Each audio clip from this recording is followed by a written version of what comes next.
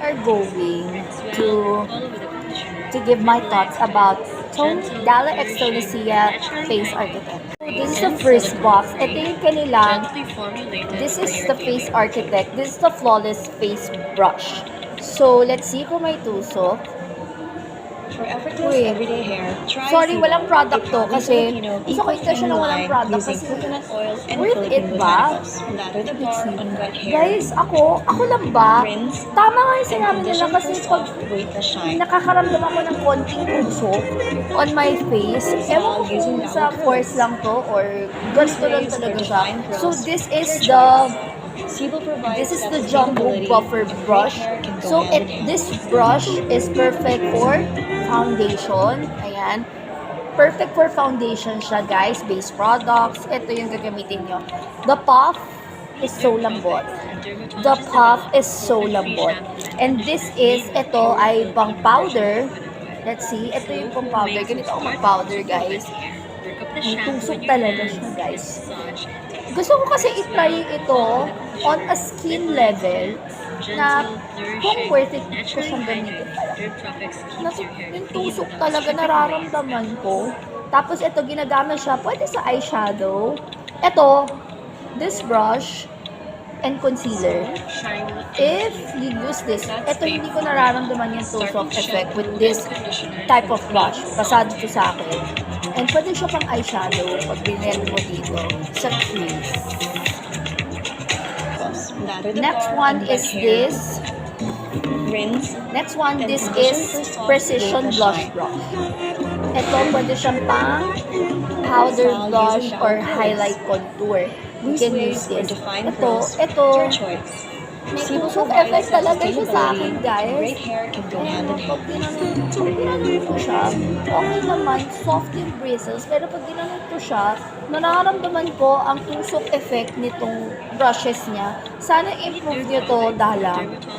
Ang ganda ng packaging nyo, okay out. This is the Precision Focus Brush. So, this is for highlighting.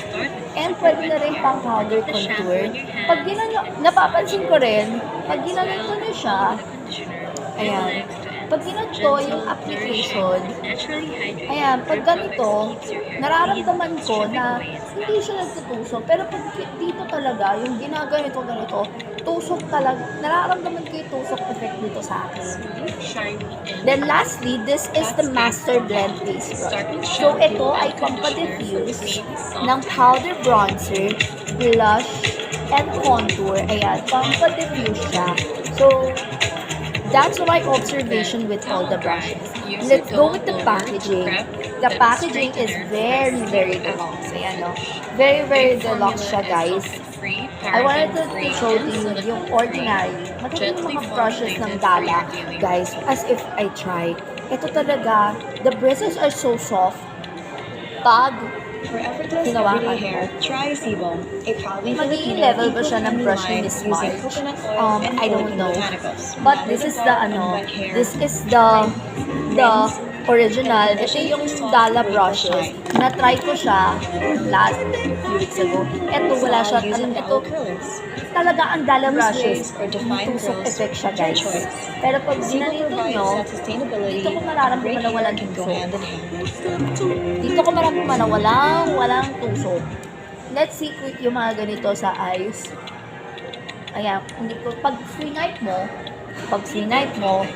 or making it parang ganito, pag ginanito niyo siya, mararamdaman nyo na walang tusok. Let's see kung ganito ba kalambot. Malambot siya. Malambot itong Air Velvet Puff nila.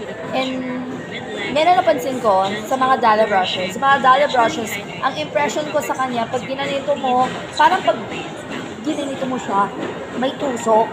May tusok effect siya. Pero pag ginanito mo, parang gusto mong yung pa-swipe, like that, doon ko maramdaman na walang tusok effect yung brushes nila. So, etong brushes ni Tonicea, yes, you can get this.